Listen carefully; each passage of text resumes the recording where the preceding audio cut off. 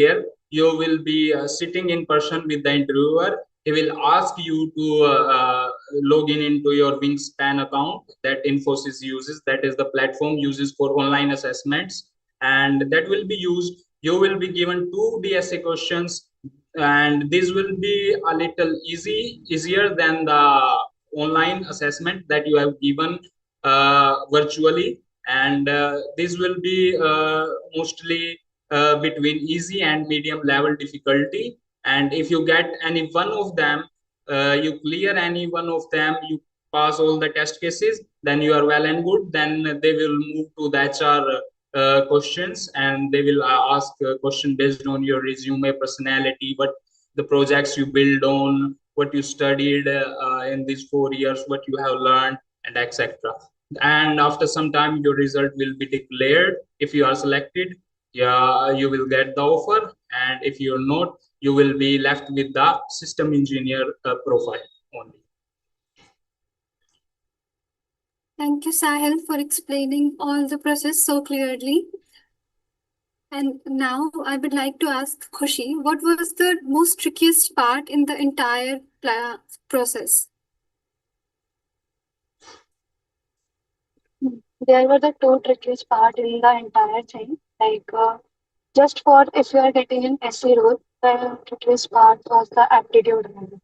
Like you will think there are 120 minutes for 60 questions, but literally it's not enough. You have to be fast as you can. And in the whole procedure of getting a higher package, the trickiest part was the will be the last round.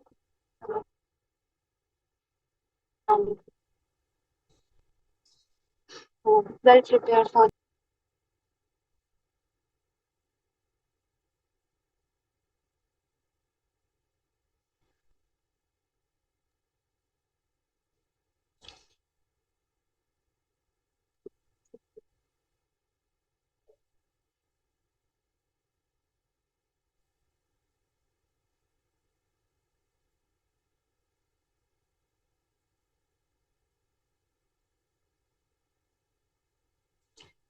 Hello, Khushi.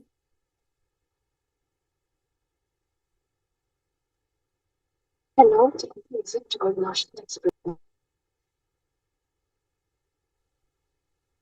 Hello. You are audible now.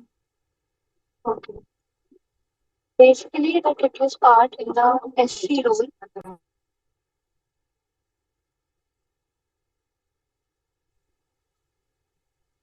Hello, am I audible?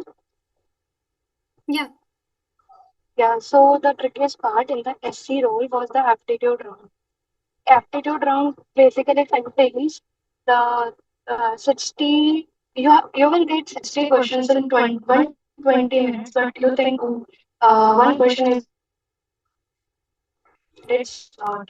You have to be fast as you can because the last round is the English writing round. You need to have around 5 to 6 minutes left for that. So one of the trickiest part is that, and if you are getting a higher package, the trickiest and the important part is the last round where you have to give the interview, where you will be asked about DSA questions, about the latest AI trends, and etc. So these are the two most trickiest part of the interview. Thank you, Khushi.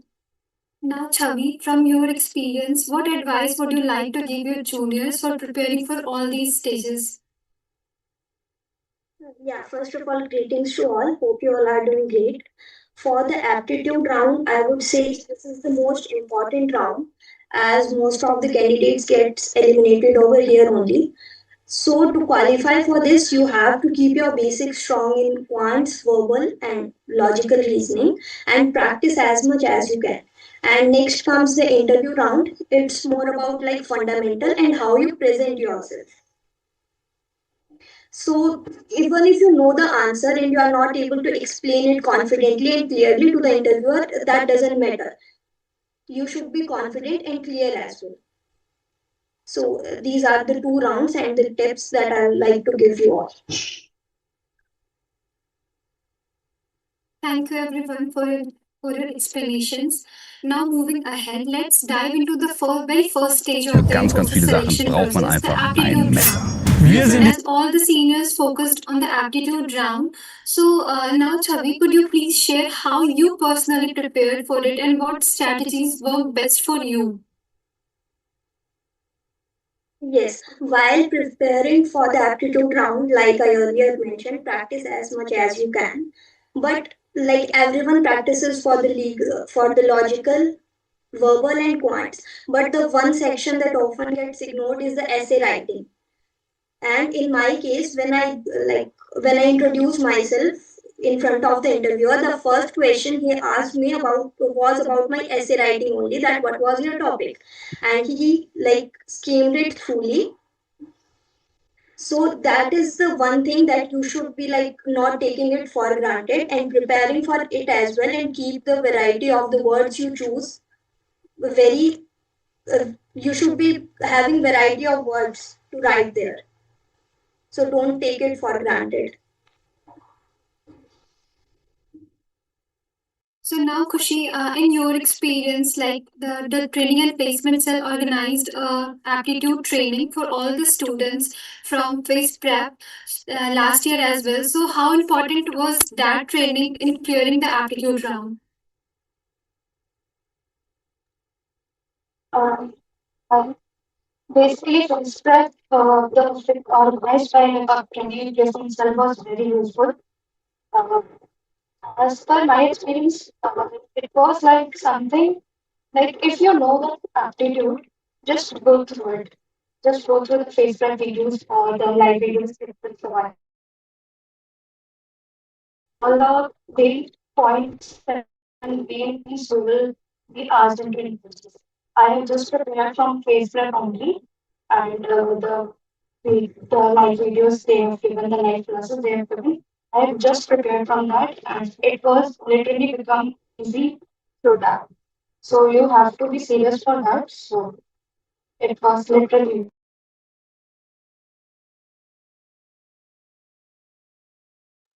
So FESPREP played an important role in your aptitude process. Yes. Thank you, Kushi. So, Sahil, can you please focus and give us an idea of what type of questions that were asked in the aptitude test and which area should student focus the most?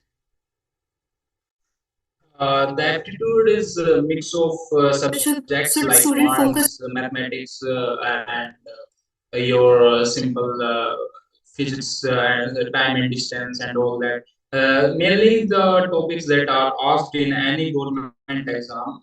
Basically, this aptitude round is done to evaluate your reasoning, how easy you learn things, how fast you learn things. So anybody who is selecting you, uh, like anybody is selecting you and not considering your skill, you are like considering you are yourself as a fresher, that he doesn't have the experience or skills. So he will evaluate your intelligence. If we give training, if we provide training to this candidate, will he or she will be able to learn the things or no? So aptitude round is done for that. So if you Infosys will definitely provides training for the SC and SP role. The foremost step was to evaluate is the candidate is suitable for that training or no. Is his learning abilities aligned with the company's training program or not? So basically, this aptitude test or aptitude test held in any government exam is done to check your learning abilities, whether you will be able to learn things from the training or no. So this is done to check your mental ability, and this includes question from mathematics, physics, computer basics, as this is a technical role. So computer basics and English and your communication skills, how good you are at English, and this essay writing that checks your both communication, written communication, and English communication skills, and also checks your like intellectual abilities, what you think, and what your mindset is. So these are the main things that the aptitude round contains of.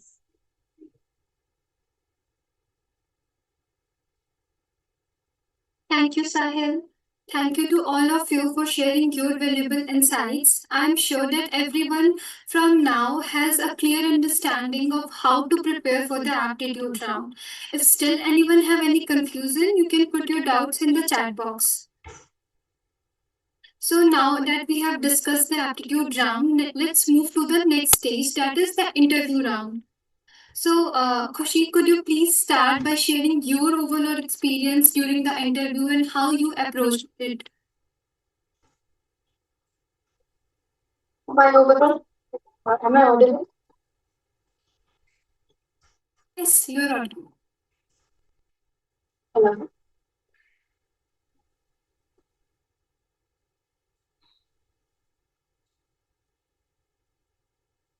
Hello. Yeah, Am I audible? yes, Khushi, you're audible.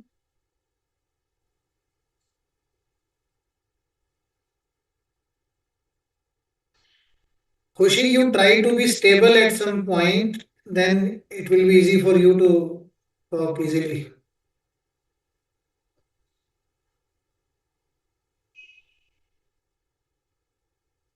So just I was trending somewhere in that sense.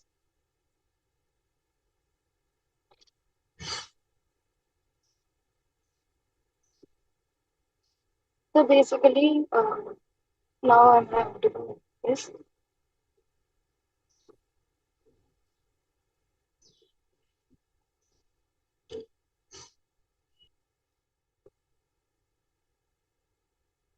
Overall interview experience was very good because the questions asked to me was literally easy. Because I don't know why. Because everyone's saying that everyone got harder questions, but my questions was easy.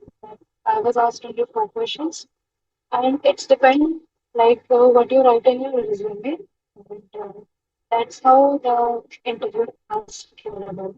Like if you have written a way, like you have filled everything in it, you will get questions from everything, every technology.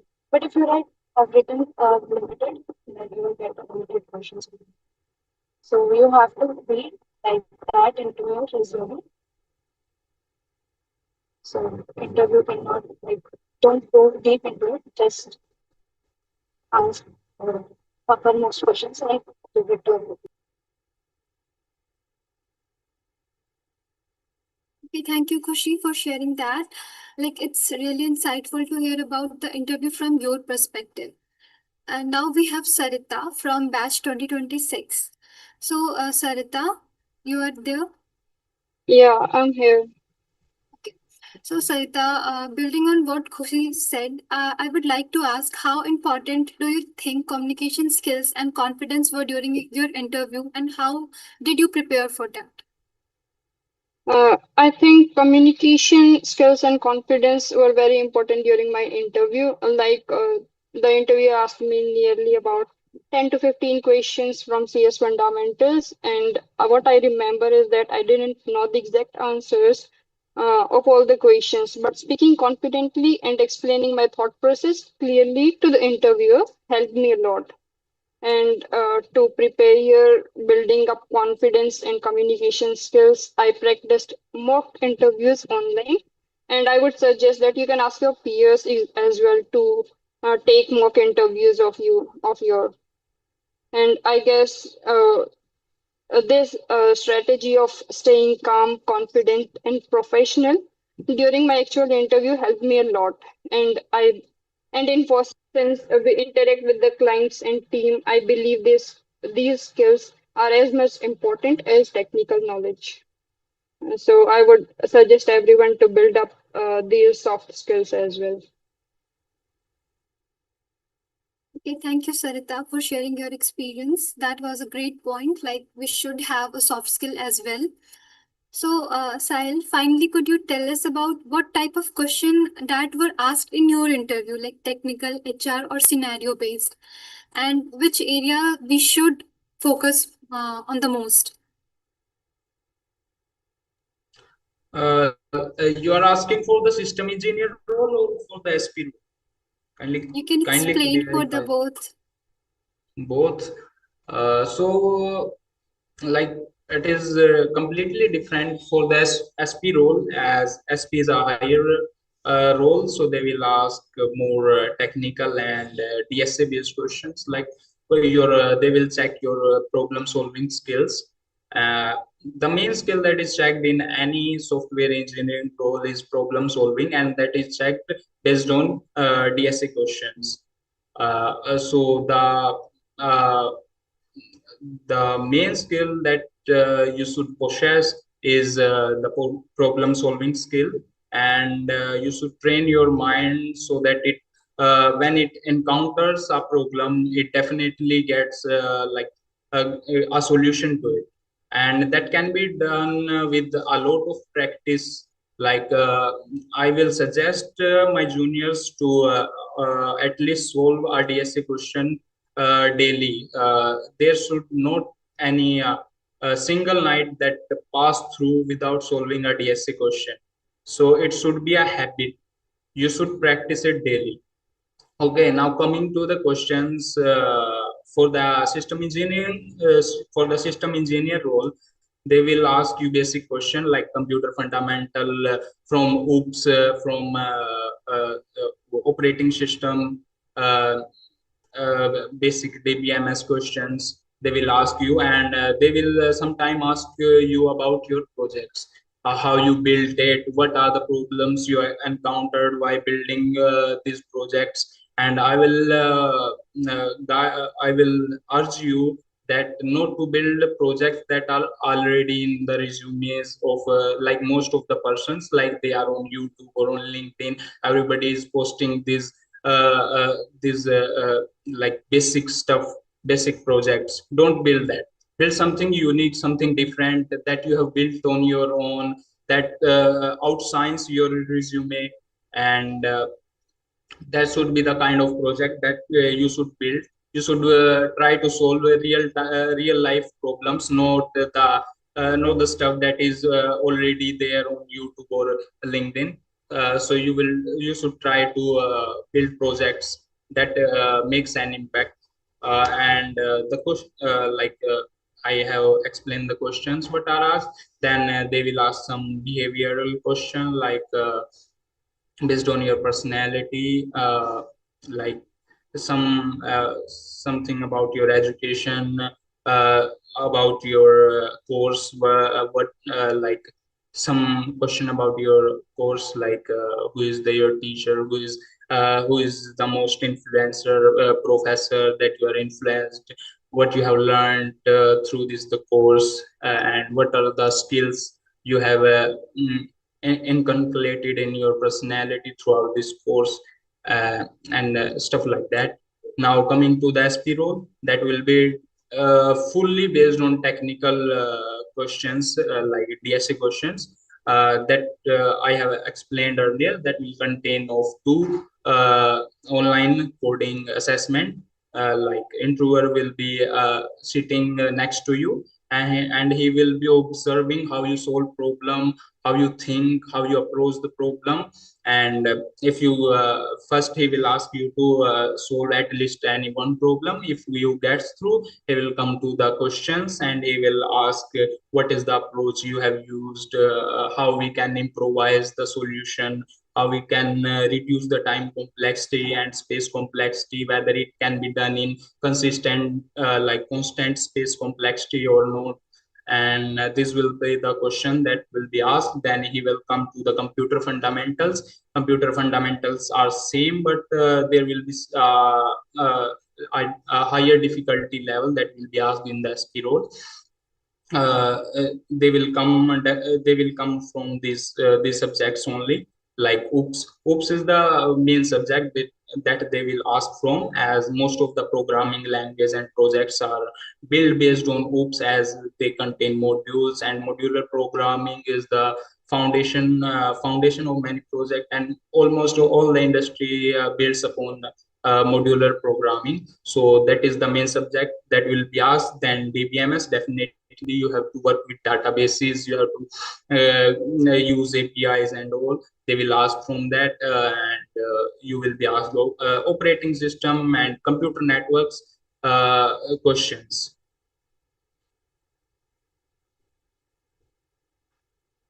Okay, thank you, Sahil, for explaining all of these.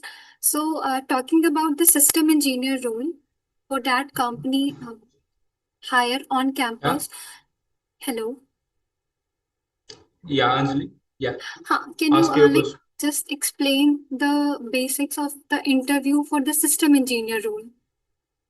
For the system engineer role, the interview is gonna be easy. The main thing for the system engineer role is your aptitude round. If you clear that, it will be like your 90% chance that you will be selected as a system engineer, as they don't expect that much from a system engineer, and basic question will be asked, and that gonna be easy.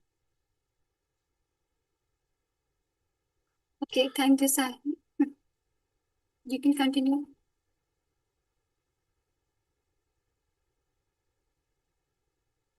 So many of the non-IT students also had filled the form for the Infosys, and how they can approach and clear the Infosys interview, and what strategies or preparation tip would you suggest? Coming to the system engineer role, you don't need that much technical expertise. So the only thing is the aptitude. If you get through, you will have like very basic question that you can prepare in a day, or like from these are basic computer fundamental questions. You can prepare yourself, and basic HR questions that will be based on personality, and that are not static.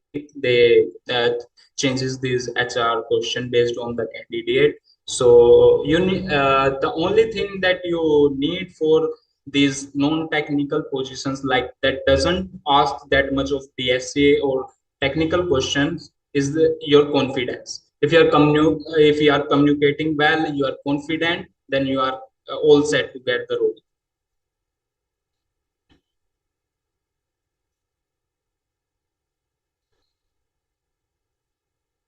Thank you, And for the like non-tech the people that are coming out of the IT courses or IT branch, they will definitely make through. Like you must have heard, Infosys doesn't care about your branch. It just checks your for system engineer role. It checks your mental ability. If you are good to learn things, then they will select you. There is nothing like any differentiation between like this is guy from an IT branch, or this is from non-IT branch. There is no differentiation. Okay, thank you, Sahil. Sahil, many of your juniors hesitates to join Infosys because the system engineer role offer a package of 3.6 LPA. But as we have you here, who moved from system engineer with a role of 3.6 LPA to the specialist programmer role with 9.5 LPA. So could you please guide us through the upgrade process and explain how one can reach that stage, so students don't avoid joining Infosys just because of the initial package? Yes, even I at the time of like when I was in the university, I used to think like that. This is the mindset of the students that are currently studying. As but I will try like I will make a point that don't skip an opportunity. If opportunity is coming at your door, just take it. And if you get a better opportunity, like you get a better company later, leave that. So you are on a safer side now. Keep an opportunity, keep an offer in your hand, so that you doesn't left without any placement. I have seen people that have avoided Infosys like for 3.6 LPA. It doesn't matter, and it is a service-based company. We are built to we are built to work in a product-based company. No, don't think like that. Get an opportunity. I have seen people that have avoided Infosys and they are now sitting idle at home. They have no offer in their hand and they are still hoping for a better opportunity. But they get an gap year. If you get an gap in your resume, that is very hard to rejoin the industry. So I will assure you that you should get into the industry, whether the role is a system engineer, SP, or whether it is a service based or a product based. Even if you look at many of the software engineers, if you go on LinkedIn and search for the profiles, what will you see? That most of the software engineer working in the top product based company are coming out of TCS, Infosys, and they were enrolled as system engineer first. After getting an experience of 1, 2, or 3 years, they have switched to the product based company. So the way for you, the path for the people studying in the tier 3 colleges is only to get into the TCS or Infosys or whatever the opportunity arrives at your gate. Get in the industry, get your hands on the skill on the projects, and get some experience in the industry. Then switch to the higher product based companies. So I will urge you to kindly apply for this opportunity. Give it your best, get an offer. If you get the higher any, like you get a better offer later at the placement drives, then leave it. It doesn't makes a difference. So at least you have a offer in your hand now. What if you are sitting idle at home after your graduation? That only brings regrets and depression. That does nothing with. Okay, Sahil. So, what was the upgrade process? Like, you get any mail from Infosys or something? Yeah. What pros about what? Yeah. Means You for got the SP selected for the. upgradation. Huh. For the SP upgradation, what was the process? You are asking that. Yeah. So after the selection of as a system engineer on campus, you will likely to get your online assessment after 1 or 2 months of the selection as system engineer. After nearly 2 months, you will uh, get the online assessment. Infosys will personally send you mail that this is the timing and this is the date we are having online assessment, and it will be on the same day for all the aspirants that are selected as system engineer. Then you have 2 hours assessment that will contain 3 DSA question, as I talked earlier and I discussed with you that there will be 3 questions. One will be of the easy difficulty, one will be of medium, and one will be of hard. And the marking scheme will be 20 for the easy, 30 for the medium, and 50 for the hard. You have to make sure that you get any 2 of them right, or you get the hard problem right. Whether you make to you get the easy and the medium one together, or you get a hard problem. It means that you pass all the test cases of either of the hard problem or of the easy and the medium together. That will generally the cutoff that is considered. And after that you will get a mail that you have passed the online assessment. Then they will ask you to come in person at one of their DCs, like their office, and there they will take your in-person interview. There they will also give you 2 DSA questions, that will be on in online mode as you have done earlier in the previous step in the previous online assessment. And after you get that, they will ask questions based on your resume and your personality. Thank you, Sahil. That was really helpful for all of us. And thank you so much for Yeah. explaining the entire process so clearly. Yeah. So, Sarita, do you have any tips or advice for the students who are aiming for upgrades in the future?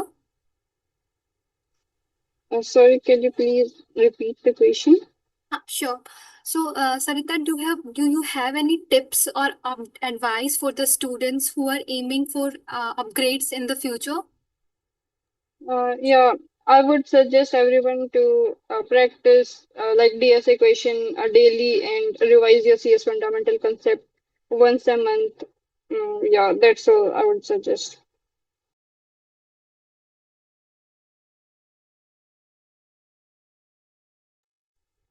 Okay, Sarita. So, Sahil, would you like to add anything?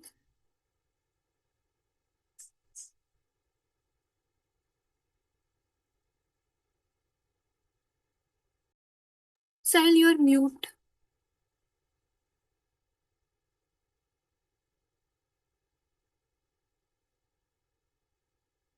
Hello, Sahil.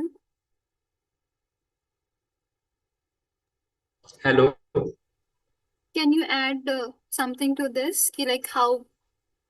I am asking that we should go with the questions, like if anybody have any doubt, they will directly ask and we will make sure that their doubt is cleared.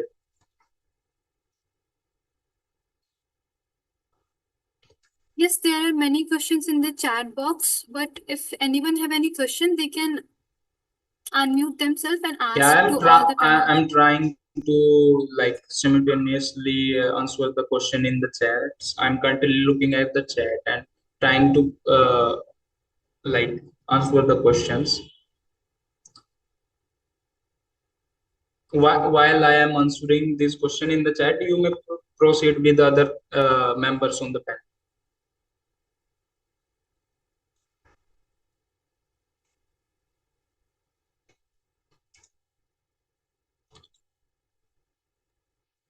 So, Khushi and Chavi, could you add something to this? Like how we should prepare for the initial package first?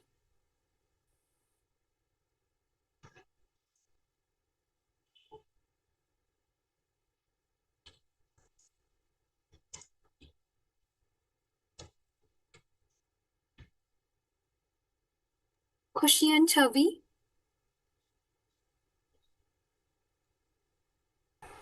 Yes, sure. Am I audible? Hello. Huh.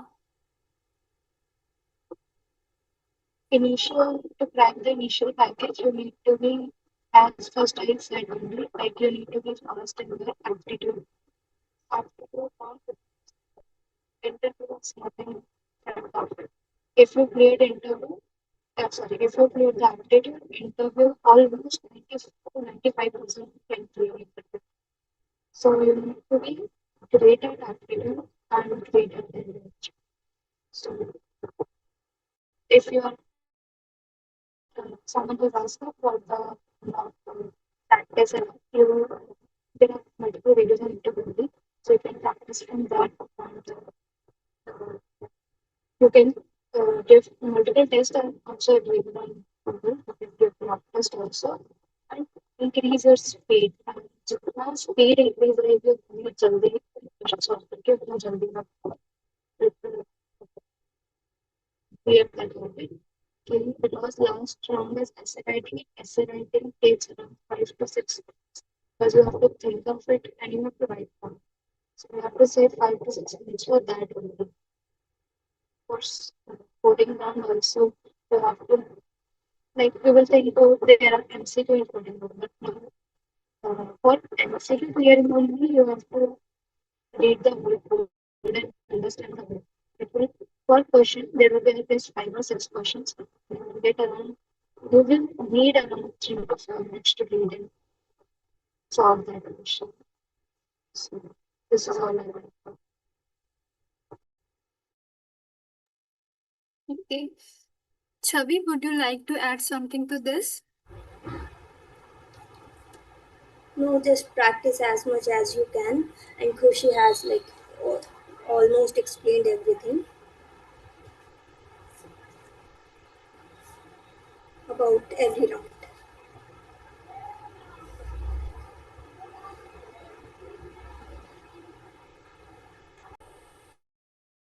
Anyone have any question or doubt? They can ask all the panelists by unmuting yourself.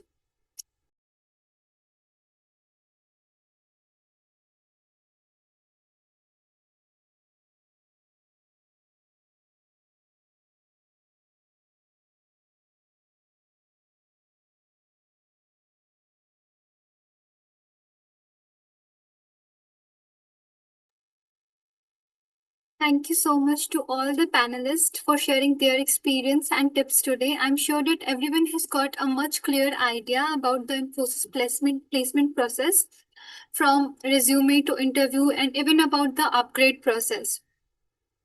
So, big thanks to all of my seniors for taking the time to guide us, and of course, to our training and placement cell for supporting this session. Hello, Anjali. Yes, sir. I will request you to just not to end the session, as I am answering question in the chats, as people are hesitant asking question on the camera or on Okay. in like unmuting themselves. So I am No. answering question in the chat. So Okay, please no. don't end the session, right? Okay, no problem, Sahil. Yeah. Thank you.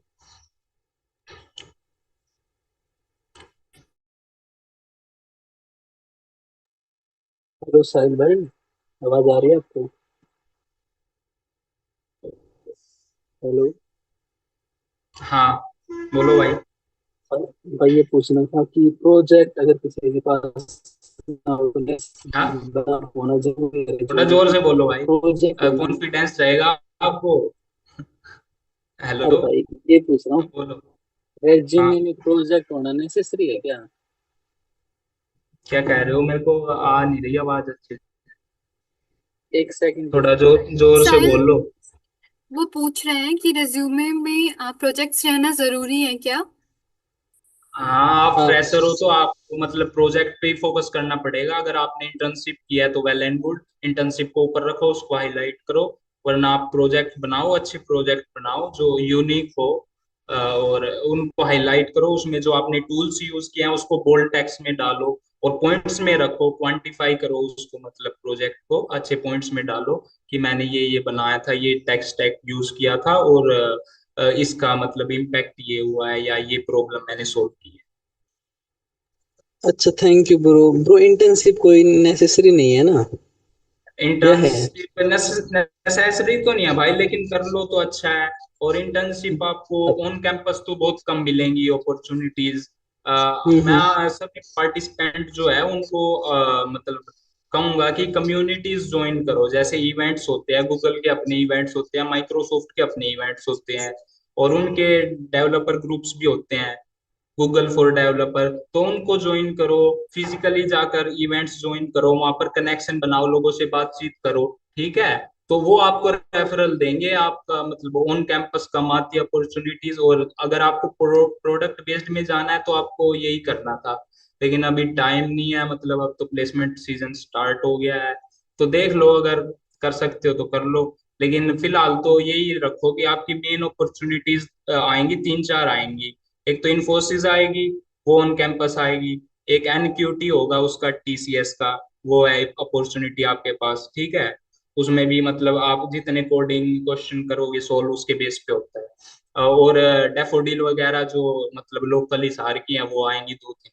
और एक आएगी HCL, जो AIML के बच्चे हैं उनके लिए तो एचसीएल बेस्ट है, क्योंकि उनका ट्रैक ही एआईएमएल बेस्ड रहता है, और उनकी ज्वाइनिंग भी बहुत जल्दी हो जाती है। मतलब हम तो जैसे ऑफर के लिए वेट कर रहे थे, तब उनकी ज्वाइनिंग आ गई थी बच्चों की, जो एचसीएल में जिनका हो गया। और नोएडा की लोकेशन आएगी बढ़िया, कोई दिक्कत नहीं। Okay, thank you brother. Frank होके पूछ लो, कोई दिक्कत नहीं है। अगर कोई सर मारा हो पीछे कि ये क्या है ये। अब तो सर प्रताप सर है या नहीं। और जिसको ज्यादा शर्म आ रही है तो चैट में पूछ सकता है, कोई दिक्कत नहीं है। अपने डाउट्स क्लियर करो तभी बात बनेगी ऐसी। हेलो। हेलो। हेलो। हाँ रे जी। हाँ जी, मुझे ये पूछना था, जो आप HCL वाला मेंशन कर रहे हो, ये कब तक आएगी? HCL मतलब जो बेटर अपॉर्चुनिटीज होती है ना वो लेट ही आती हैं। हमारे में भी जैसे इन्फोसिस ने में बहुत बार मतलब टाला तब आई थी, और HCL भी लेट ही आई थी। तो शुरू शुरू में जो आपको ओके एंड अपॉर्चुनिटी आएंगी ना, वो यस यस। पैकेज कम होगा उनका, आपको पता भी होगा। फिलहाल मतलब बताओ कोई आई हो तो, हायर पैकेज वाली आई है अभी तक तो? अभी ये आई गेस ये फर्स्ट ये एक आई थी, वो अनथिंकेबल वाली आई थी of daffodil. Unthinkable and daffodil. Yes, हाँ मुझे एक चीज कंफर्म करनी थी, लाइक हाँ। आपने अभी मेंशन किया वो AI ML वालों के लिए होगी अपॉर्चुनिटी। सो हाँ वो जो MCA स्टूडेंट्स HCL भी, आएगी ना वो स्पेसिफिकली AIML के लिए आएगी, और वही बच्चे अलाउड होंगे उसमें बैठने के लिए। एंड MCA स्टूडेंट्स भी बैठ सकते हैं उसमें? क्या? MCA students? MCA जो AIML से होंगे तो बैठने देंगे, कोई दिक्कत नहीं। यस, बिकॉज हमारा स्पेसिफिक ऐसे वो नहीं होता कि हम जस्ट MCA के हैं, तो देयर इज नो लाइक, जैसे बीटेक में AI ML स्पेसिफिक होता है, स्पेशलाइजेशन हाँ होता है, वैसे अगर किसी MCA ने का नहीं मतलब है। AIML पे किसी ने प्रोजेक्ट्स बना रखे हैं, या मतलब यस जिसने सीख मेरा, रखा है ना, यस तो यस आप यस। डायरेक्टर सर से बात कर सकते हो, प्रताप सर से। तो वो मतलब उनसे रिक्वेस्ट कर लेंगे कि इस बच्चे को आती है, इसका रिज्यूमे भेज देंगे, और वो मतलब अगर AIML से ना भी होगा तो वो अलाउ हो जाएगा, कोई दिक्कत नहीं है उसमें। ओके ओके, थैंक तो यू। मेन चीज यही है कि आप ट्राई करो मतलब। Okay thank you.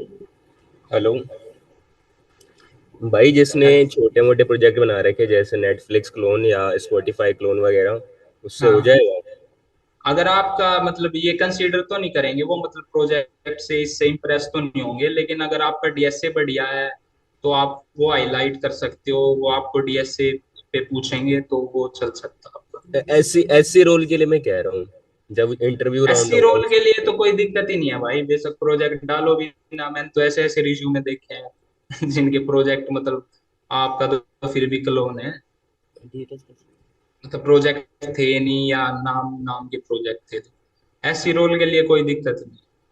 और डिजिटल डीएस के लिए, डीएस रोल वाले के लिए प्रोजेक्ट कैसे होने चाहिए? उसके लिए थोड़ा चाहिए, लेकिन रिज्यूमे पे इतना फोकस नहीं करते। अगर हायर रोल के लिए वो डीएस से देखते हैं, अगर डीएस से सोल्व कर पा रहा है तो कोई दिक्कत नहीं है। मेरे तो यार जो लिया था मतलब रिज्यूमे, उन्होंने साइड में रख देते हैं लेते ही। एससी एससी के लिए भी कुछ ऐसा ही किया था, साइड में रख दिया, और ऐसे ही थोड़े बिहेवियरल पूछे, थोड़े कंप्यूटर टेक्निकल्स पूछे। और एसपी के लिए तो मेन डीएसए ही देखा था कि डीएसए सोल्व कर दिया तो ठीक है, एक दो पूछ लिया ऐसा वैसा क्वेश्चन, मतलब कुछ टेक्निकल पूछ लिया। रिज्यूमे पे थोड़ा बहुत एक आधी बार पूछ लेंगे कि ये जो आपने रिसेंट प्रोजेक्ट बनाया उसके बारे में बता दो। भाई जैसे पैटर्न फॉलो किया था क्या इन्फोसिस के राउंड क्लियर करने के लिए? राउंड नहीं, ये डे से राउंड क्लियर करने के लिए कोई इन्फोसिस का जो। पैटर्न डी वो बता रहा हूँ ना, स्ट्राइवर की सीट कर लो। और अगर बिल्कुल मतलब डीएसए भाई आपने किया ही नहीं है, शुरू ही करने वाले हो, तो पहले तो वो करो उसकी। साहिल गाबा की एक बिगिनर की है, 100 करके, 100 क्वेश्चन है उसमें। इसकी साहिल। साहिल गाबा आता है जो गूगल में है। तो उसकी कर लो बिगिनर वाली, उससे आपके फंडामेंटल सही हो जाएंगे। उसके बाद स्ट्राइवर की कर लेना। स्ट्राइवर की तो यार बड़ी है स्ट्राइवर भाई। की उस बच्चे के लिए जिसने थोड़ा बहुत मतलब फंडामेंटल जिसका ठीक है। तो हाँ पहले फंडामेंटल सही कर लो फिर उसका। और कोई दिक्कत नहीं है, टाइम मतलब ऐसे डिप्रेस मत होना, टाइम कम है ये वो। मैंने भी मतलब लास्ट में खींचा था तभी होता सिस्टम। बीच में मैंने भी छोड़ दिया था डीएसए, फर्स्ट ईयर में फंडामेंटल्स कर लिए थे, थोड़ा बहुत सेकंड थर्ड ईयर में किया था। मेन तो मतलब जब प्लेसमेंट सिर पे आता है ना वो प्रेशर होता है, वो सब करवा देता भाई, कोई दिक्कत नहीं। मेन तो भाई डीएससी का ही पूछना है, ये मतलब कौन सा पैटर्न फॉलो किया था, अगर 2 महीने में करना हो, या ये वाला रोल जिसमें आप हो, ये पैटर्न देखो आप पर्टिकुलर सीट मतलब डीएसए की इस ड्राइवर की बता रहा हूँ, ठीक है। लेकिन आप ऐसे मतलब एक से स्टिक मत हो कि आप सीखने के लिए करो, आप रट लोगे 250 रट लोगे 200 रट लोगे, लेकिन आपकी उससे प्रॉब्लम स्किल जो इम्प्रूव नहीं हो रही है तो उसका कोई फायदा नहीं। हाँ हाँ, आप तो चाहे जैसे 1000 रट लो, लेकिन वहां पे क्वेश्चन आएगा अलग, फिर आप सोल्व नहीं कर पाओगे, ठीक है ना। वो तो ठीक है, जैसे हैक विद इन्फी हुआ था उसमें बिल्कुल डिफरेंट क्वेश्चन आया था कि अलग अलग एलीट को लेवल वाला भी नहीं था, मतलब अलग था। हाँ अलग ही आते हैं भाई। हाँ, तो उसके हिसाब से पूछ रहा हूँ, मतलब 2 महीने में हो जाएगा नहीं होएगा ऐसे। हो तो सब जाएगा भाई, अब दिन रात लगे रहोगे उसी के बारे में सोचोगे, दिन रात लगे रहोगे, खाना खाया फिर लग गया, कुछ काम किया फिर लग गया, मतलब आपके 24 घंटे माइंड में यही चलता रहना चाहिए कि डीएसए करना है डीएसए करना है, तब होगा भाई, अगर टाइम कम है तो। और फिलहाल क्लास व्लास इन पे ध्यान देना छोड़ दो तो उन्होंने भी मतलब टीचर्स ने भी अभी छोड़ रखा होगा ऐसी कि प्लेसमेंट सीजन है, तो डीएसए पे फोकस करो, कोई दिक्कत ओके सर। नहीं। हेलो। हाँ तीसरा बोलो। साहिल, मुझे ये पूछना था कि प्रोजेक्ट बेस्ड क्वेश्चन किस टाइप के आते हैं, लाइक हमने कोड किस टाइप का किया है या फिर फंक्शनैलिटी कैसे डाली है, मतलब प्रोजेक्ट में कैसे क्वेश्चन आएंगे। वो मतलब किसके लिए, सिस्टम इंजीनियर के लिए या एसपी के लिए पूछे। एसपी रोल के लिए अगर अपॉर्चुनिटी मिलती है तो। एसपी रोल के लिए पूछेंगे कि आपने क्या टेक स्टैक यूज किया है, और आपको मतलब उप्स वगैरह के बारे में पूछेंगे, और पूछेंगे कि आपको क्या दिक्कत आई, क्या प्रॉब्लम थी, क्या सोल्व किया आपने, कैसे मतलब यही पूछेंगे, ज्यादा डीप में जाएंगे नहीं, वो मतलब ये नहीं होगा कि आपसे कोड लिखवा के देखेंगे। आ, मतलब यही पूछेंगे प्रोजेक्ट के बारे में, क्या प्रॉब्लम थी, आपने कैसे अप्रोच लगाई, कैसे आप इसको और इम्प्रूव कर सकते हो या आगे कैसे बेटर कर सकते हो प्रोजेक्ट को, या फिर क्या इसके एरियाज होंगे जहाँ आप इसको इम्प्लीमेंट कर सकते हो, how you can turn it into a business like. Like ऐसे फंक्शनैलिटी बेस्ड तो नहीं होगा ना कि लाइक फिल्टर फंक्शनैलिटी आपने कैसे लगाई है, लाइक मतलब बहुत ज्यादा डीप में जाके रिएक्ट पूछ में जैसे ये हो। जैसे हाँ पूछ सकते हैं वो, जैसे अलग मतलब आपका प्रोजेक्ट किस बेस पे है, मतलब वो मशीन लर्निंग वगैरह का है क्या। वेब डेव से रिलेटेड मंस्टेक। वो उसकी देखो, मेरा तो AIML का स्टैक है तो उसके बारे में मैं ज्यादा बोल नहीं सकता, मन शायद सरिता ने कर रखी है, उससे पूछ लो। ओके। है सरिता अभी पैनल पे या चली गई।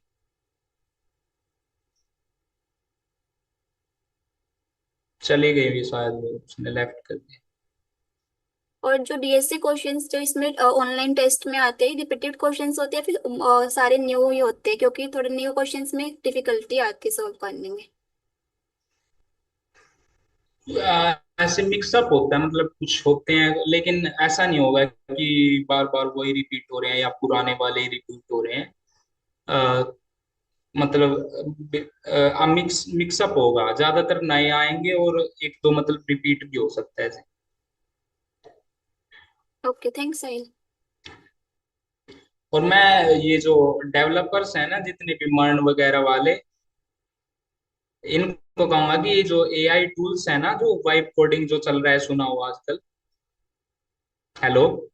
हाँ हेलो। यस। वो भाई उस पे ध्यान दो, क्योंकि आगे जो आएगा ना सिस्टम, तो आपको वो उस पे ही पूछेंगे कि आपको वाइब मतलब ऐसे AI कोडिंग टूल है जो वो यूज करने आते भी है यार।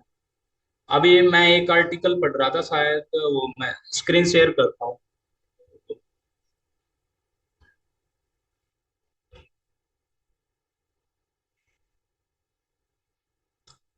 तो उसमें जो मेटा का जो चीफ है ना, AI का चीफ, वो कह रहा था कि जो अब सबसे बड़ी स्किल है या जो एक्टिविटी या जो काम आपको करना चाहिए ना, जो एम कर रहे हैं हायर रोल्स के लिए या प्रोडक्ट बेस्ड कंपनी में, तो उसको AI टूल्स हैं जो AI कोडिंग टूल्स है, जैसे ये कोपायलट हो गया, जेमिनी हो गया, तो उस पे फोकस करना चाहिए, क्योंकि आगे जो है इसी का है भाई, ट्रेंड है जो AI कोडिंग का ही है।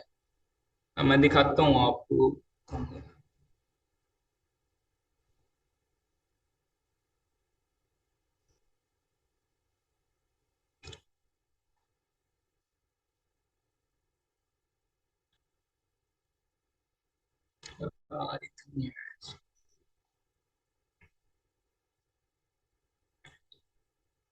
या मैं चैट में शेयर कर देता हूँ लिंक।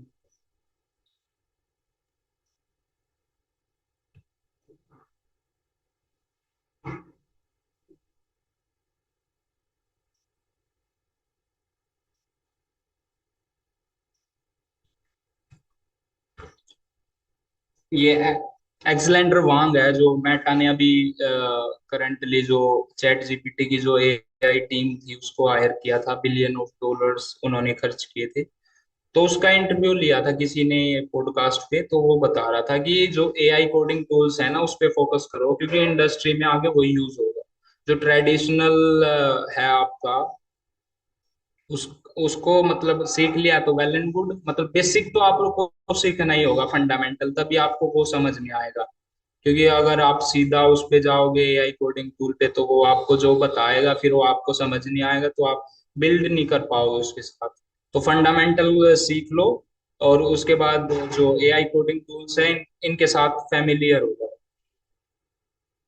फिलहाल तो बाकी कैंपस के लिए यही है, कैंपस में ज्यादा बड़ी अपॉर्चुनिटी आएगी नहीं जो इस टूल्स या एआई कोडिंग के लिए मतलब जो रिक्वायरमेंट होगी आएगी, यही इन्फोसिस टीसीएस वगैरह।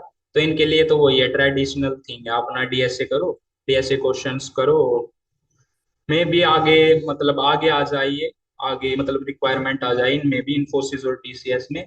तो अपने जूनियर्स को बता देना, वो कर लेंगे। आपका तो फिर भी मतलब अब हो गया टाइम, तो आपको प्लेसमेंट पे ध्यान देना है। प्लेसमेंट इन्फोसिस और टीसीएस और एचसीएल आएगी, डेफोडिल आएगी, ब्लिंकिट भी आई थी लेकिन वो सेल्स के लिए आती है। ब्लिंकिट में पिछली बार वो क्या नाम है उसका, मैं भूल गया, सिविल का एक विभूति। लड़का था। हेलो। हाँ, विभूति साहिल। हाँ, विभूति, वो प्लेस हुआ था, उससे बात कर लेना अगर उसकी मतलब मैनेजमेंट में है कॉन्टेक्ट, या वो कर सकता है, ला सकता है मतलब टेक्निकल रोल के भी लिए भी ब्लिंकिट को, तो अच्छा ही होगा। बाकी प्रताप सर का भी है पर्सनल कनेक्शन, जो उनकी एचआर थी वो मतलब इस आर से ही थी, तो उसके थ्रू लेके आए थे प्रताप सर। तो प्रताप सर से भी कह देना कि टेक्निकल रोल के लिए भी एक बार रिक्वेस्ट करते हैं उन्हें, अगर करवाते हैं तो। और साहिल एक और भी। डाउट और था। हेलो। एक डाउट था हाँ बोलो। भाई, ये जो डाउट के डीएससी लिए और बैठा हूँ। एसपी वाले रोल होते हैं, हाँ। इनमें सिस्टम डिजाइन के ऊपर क्वेश्चन पूछते हैं ये? कहीं नहीं मैंने नहीं, देखा सिस्टम डिजाइन ओनली डीएस से। अगर कहीं, पूछ लिया तो हल्का फुल्का पूछ लेंगे, मतलब क्योंकि एलएलबी जो के ऊपर पेपर फंडामेंटल पूछ होते लेते हैं। हैं। भाई सिस्टम डिजाइन पूछते हैं, प्रोडक्ट बेस में पूछते हैं, ये नहीं पूछेंगे। अगर पूछेंगे भी तो थोड़ा बहुत पूछ लेंगे। और डीएससी वगैरह वाले रोल पर कहते हैं ये लीनियर डेटा स्ट्रक्चर ही पूछते हैं या नॉन लीनियर वाले ग्राफ भी वगैरह भी? वो डीएस से ही होता है, मतलब मतलब अगर आपने कम सोल्व किए ना, जो तीन बताए मैंने, तीन होते हैं ऑनलाइन में, हाँ। अगर आपने कम सोल्व किए, एक डेढ़ किया, तो वो आपको डीएससी के लिए कंसीडर करेंगे, दो या दो से ऊपर कर लिए तो आपको एसपी के लिए कंसीडर करेंगे। नहीं, मैं वो नहीं कह रहा, मैं कह रहा हूँ डेटा स्ट्रक्चर में मतलब लीनियर ही पूछते हैं या फिर ये ट्री ग्राफ वगैरह तक भी नहीं, पहुंचते हैं? वो भाई पूछते हैं भाई, हार्ड होता है भाई, मैंने कहा तो ग्राफ, डीपी और ट्रीज वगैरह ये आते हैं। मतलब इजी में आएगा, एक लीनियर का आएगा, अरे वगैरह का आएगा। ठीक है ना, मैंने तीन बताया ना आपको, इजी, मीडियम और हार्ड। हार्ड में तो डेफिनेटली ट्री, ग्राफ, डीपी इनका आएगा। इजी में लीनियर का आएगा, और मीडियम में मिक्सअप आ जाता है।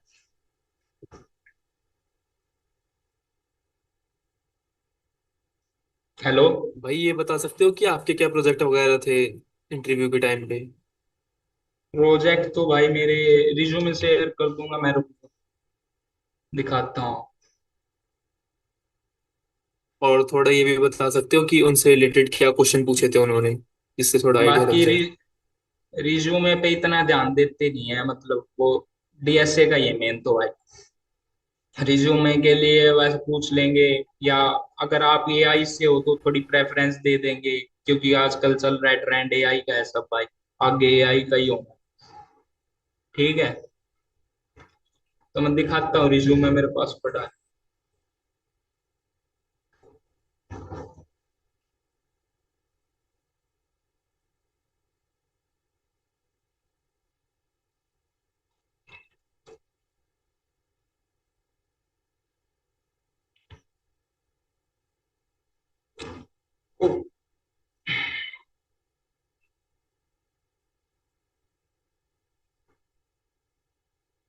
हेलो,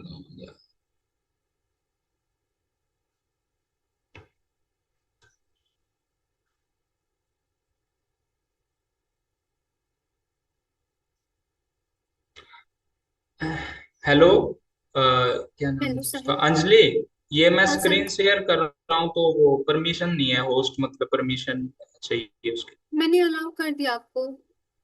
ठीक है।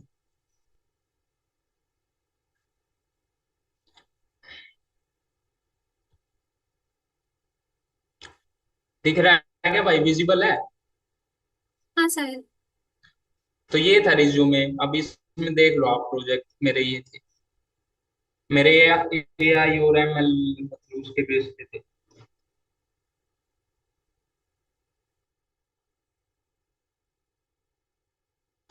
और मेन जो मैं कहूंगा कि आप ये जो इनके इवेंट्स और ये होते हैं ना, जैसे मैंने नीचे डाल रखा है सर्टिफिकेशन और अचीवमेंट्स में, गूगल डेवलपर ग्रुप का था, जैसे ये कोड विपासना, इनका मतलब चलता ही रहता है ये, मतलब जो नई टेक्नोलॉजी आती है ना इंडस्ट्री में, वो सिखाते हैं इसमें। ये कोड विपासना मतलब इनकी सीरीज है, गूगल डेवलपर वालों की। प्रॉम्प्ट इंजीनियरिंग का कोर्स मैंने डीप लर्निंग डॉट एआई से किया था। पैसे वैसे मैंने खर्चे नहीं भाई, जो फ्री का मिला मैंने वो कर दिया, ठीक है। सिंपली लर्न पे मशीन लर्निंग का किया था, बेसिक्स के लिए जो होता है। और गूगल सॉल्यूशन चैलेंज में पार्टिसिपेट किया था। हम 4 बंदे थे, एक दो आईटी का था और बाकी एआई के थे। तो वहां गए थे हम, गुड़गांव मतलब किया था। तो ये जो आपके अचीवमेंट्स है ना, चाहे छोटी हो कुछ हो, मतलब ये आपकी लीडरशिप क्वालिटीज दिखाते हैं और टेक्निकल क्वालिटीज भी दिखाते हैं, तो इनको डालो रिज्यूमे में, इनसे इम्पैक्ट अच्छा पड़ता है। और ये मैप मैप माई इंडिया का बिजनेस केस हैकाथॉन था, वहां बिट्स पिलाने में गया था, तो उसका भी डालना है। सेमीफाइनलिस्ट था उसमें। अगर आपके पास मतलब कोई इंटर्नशिप कर रखी है, कोई भी मतलब अनपेड भी कर रखी हो, तो उसका डाल दो। जैसे मेरी ये अनपेड ही थी, मैंने डाल दिया शुरू में। एक्सपीरियंस डालो, तो ये एक्सपीरियंस सबसे ऊपर डालना होता है, ठीक।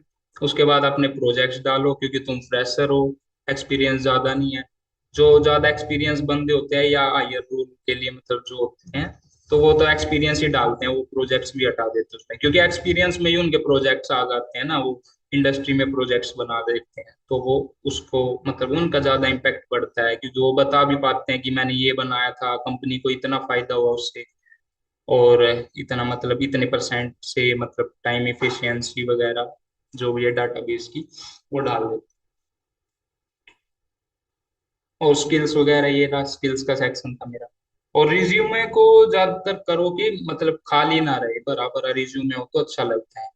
मतलब देखते तो नहीं है, लेकिन फर्स्ट साइट यही होती है, टाइम भी वो 1-2 सेकंड देते हैं, तो फर्स्ट साइट अच्छा इंप्रेशन आना चाहिए कि आपका रिज्यूमे अच्छा है। खाली खाली रिज्यूमे देख के वो देखेंगे नॉन सीरियस है, कुछ किया नहीं होगा ये वो। तो मेक योर रिज्यूमे मतलब बढ़िया बनाओ। मैंने बहुत टाइम वेस्ट किया, लेकिन रिज्यूमे का मैं कहूंगा इतना फर्क पड़ता नहीं है। तो मेनली तो आपका डीएसए है, और रिज्यूमे होता है ऑफ कैंपस के लिए, लेकिन ऑफ कैंपस वाले मैंने देखा है, जो टायर 3 के बच्चे होते हैं ना, उनको कंसीडर बहुत कम करती हैं। रिज्यूमे कितना ही अच्छा बना लो, मैंने बहुत बनाया, सेकंड ईयर में, थर्ड में, फोर्थ में, पूरा जोर लगा दिया कि रिज्यूमे से करते हैं, रिज्यूमे से करते हैं, कुछ नहीं हुआ भाई। मैंने बहुत अप्लाई किया मतलब प्रोडक्ट बेस में, लेकिन कंसीडर नहीं करेंगे वो, टायर 1 टायर 2 को ही कंसीडर करते हैं। अच्छा भाई, आपके 24 पास आउट हो या फिर 25 बैच? 25 भाई, तो फिर अभी 25। आपकी ज्वाइनिंग आ गई है? ज्वाइनिंग नवंबर में है, ये मतलब यूनिवर्सिटी वालों ने रिजल्ट लेट दिया है, तो उसके चक्कर में। लेकिन जो मतलब प्राइवेट यूनिवर्सिटी है उनका जल्दी आ जाता है, तो उनकी तो मई जून में ज्वाइनिंग हो रही थी, मतलब तभी साथ के साथ जब अच्छा अच्छा। रिजल्ट आए थे। हाँ, तो रिजल्ट की वजह से बैठे हैं बच्चे मतलब ऐसे। अब मतलब ठीक है, इन्फोसिस का पहले सुनते थे कि 1 साल बैठे, 1.5 साल बैठे, लेकिन अब रिक्वायरमेंट आ रही है। इनको प्रोजेक्ट्स भी नए मिले हैं, अभी ये इनकम टैक्स वाला मिल गया है इनको प्लेटफॉर्म, जो एनएसडीएल का है, तो वही मेंटेन कर रहे हैं, पहले टीसीएस के पास था। तो अभी रिक्वायरमेंट बहुत है इनके पास, अगर मेहनत करोगे तो कोई दिक्कत ही नहीं। सिस्टम इंजीनियर के लिए तो लगभग सबका हो ही जाते। और भाई भाई ये आपका बिगनर इंटरव्यू डीएसए कहाँ से वगैरह कब स्टार्ट हुआ करें? था? क्या इंटरव्यू जो है ये दिसंबर जनवरी में हुआ था आपका? इंटरव्यू? हाँ, लास्ट मतलब दिसंबर में तो सिस्टम का हुआ होगा, और फिर जनवरी फरवरी में जाके एसपी का हुआ था। लेट हो गया था, पता नहीं इन्फोसिस बार बार डिले कर रही थी उसकी वजह से। पता।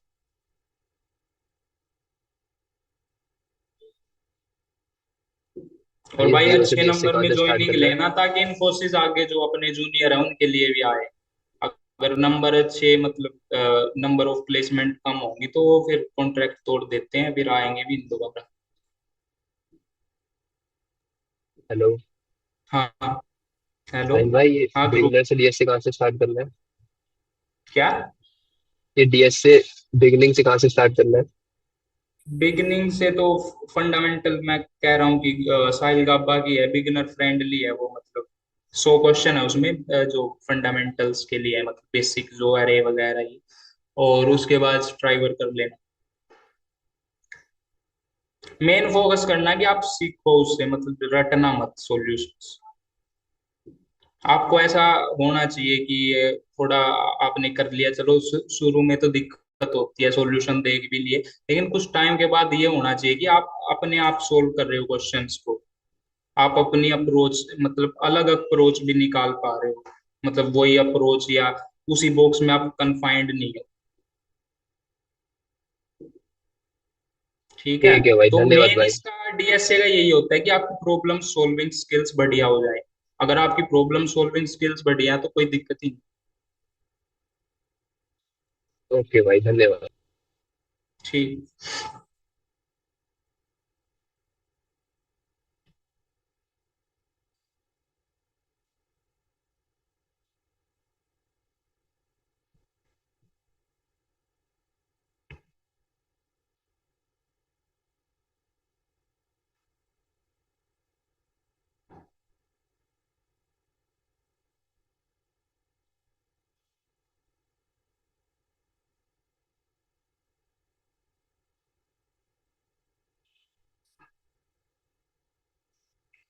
किसी और के कोई क्वेश्चंस हैं तो प्लीज हाँ, वो पूछ ले। क्वेश्चन हो तो पूछ लो भाई, फिर ठीक है। नहीं,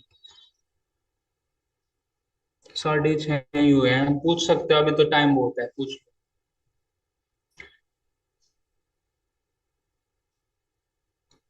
और ये जो मैं कह रहा हूँ ना इवेंट्स वगैरह, कम्युनिटी ज्वाइन करो। मतलब अपनी यूनिवर्सिटी में भी इंफ्रास्ट्रक्चर तो बहुत है, सेमिनार हॉल्स है, ऑडिटोरियम है इतना बड़ा, एशिया की बिगेस्ट स्क्रीन है, तो उसका यूज करो। वहां पर इवेंट्स वगैरह करवाया करो। और ये जीडीएसई बनाया था पीछे इन्होंने, गूगल का डेवलपर ग्रुप, वो भी बंद करवा दिया। वो ठीक थी अप्रोच, अगर उसको अच्छे से चलाते तो मैं भी गूगल आ जाती। लेकिन वही है। और बच्चों को करना है जो भी करना है, मैनेजमेंट कुछ नहीं करेगी। मैनेजमेंट तो वही वही वही है मैनेजमेंट। और जो ये टायर 1 टायर 2 होता है ना, वहाँ पे बच्चे ही संभालते हैं सब कुछ, पूरा प्लेसमेंट का हो गया, कंपनियों को इनवाइट करना, इवेंट्स करवाने। मतलब बढ़िया ही रहता है, मतलब कंपनीज आ जाती है, उनका भी इंप्रेशन बनता है कि हाँ बच्चे अच्छे हैं, करते हैं, लीडरशिप है, मतलब खुद काम कर रहे हैं। तो उनका इंप्रेशन अच्छा होता है, फिर वो कंसीडर करते हैं इंस्टीट्यूट को। अगर आप कुछ करोगे ही नहीं, इंडस्ट्री के साथ कोई इंटरेक्शन ही नहीं होगा आपका, तो वो आएंगे ही क्यों? अब आप घर बैठे सोचते हो कि यहाँ पे गूगल आ जाए, माइक्रोसॉफ्ट आ जाएगा, तो वो नहीं आएगी, टायर 3 में बिल्कुल नहीं आएगी जब तक आप एफर्ट नहीं डालोगे। टायर टायर 1 टायर 2 भी इसीलिए है कि वो बच्चे एफर्ट डालते हैं, इवेंट्स करवाते हैं, इंडस्ट्री के जो एक्सपर्ट्स हैं उनको इनवाइट करते हैं, अपने वहां बुलाते हैं, इवेंट्स करवाते हैं, कोडिंग के हैकाथॉन करवाते हैं। और बहुत सारे इवेंट होते हैं, मतलब कल्चरल होते हैं, वैसे भी होते हैं। तो ये यूनिवर्सिटी के लिए भी बढ़िया ही है ना, आपके लिए भी बढ़िया, आपको भी फील आएगा हाँ भाई कॉलेज में आए हैं। लेकिन करोगे ही नहीं तो फिर वही है, 4 साल काटने काट के चल जाओगे।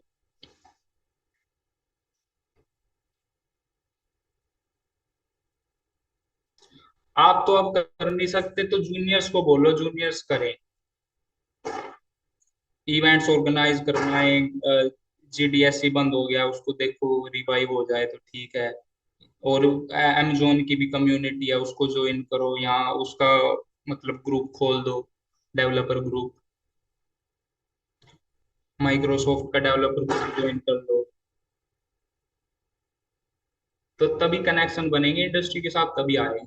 वैसे तो यही आएगी, इन्फोसिस, टीसीएस।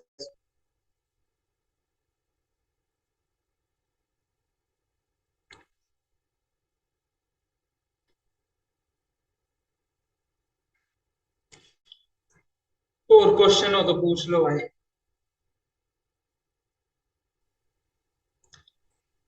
कितने रह गए पार्टिसिपेंट? 36।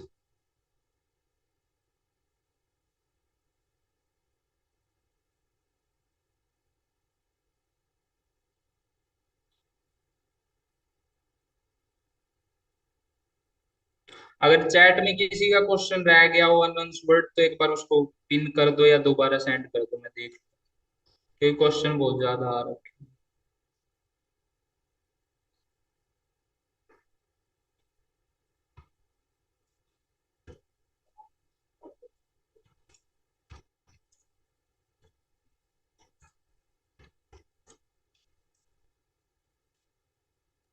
हेलो हेलो, हाँ ध्रुव भाई, ये बोलो भाई।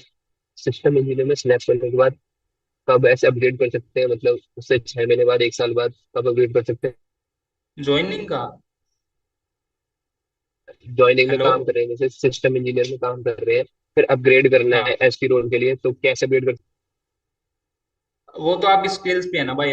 अगर आप ज्यादा सीखोगे वहाँ, अगर मतलब साइड, मतलब टाइम बहुत मिलता है इन्फोसिस टीसीएस में, खाली टाइम बहुत मिलता है।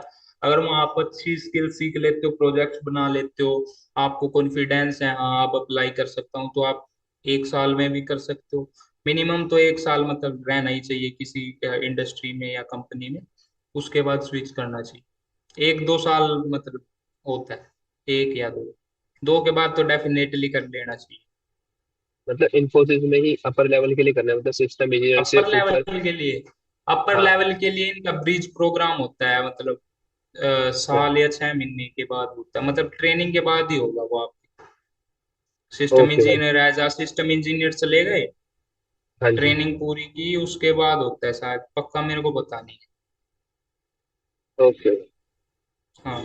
हेलो। हेलो साहिल भाई। हाँ, भाई जैसे ये इन्फोसिस वाले अक्टूबर नवंबर में ज्वाइनिंग देते हैं, तो पास अक्टूबर। लाइक जून में हो जाते हैं, तो मतलब अभी आप कह रहे हो ना अक्टूबर नवंबर में ज्वाइनिंग आई इन्फोसिस की।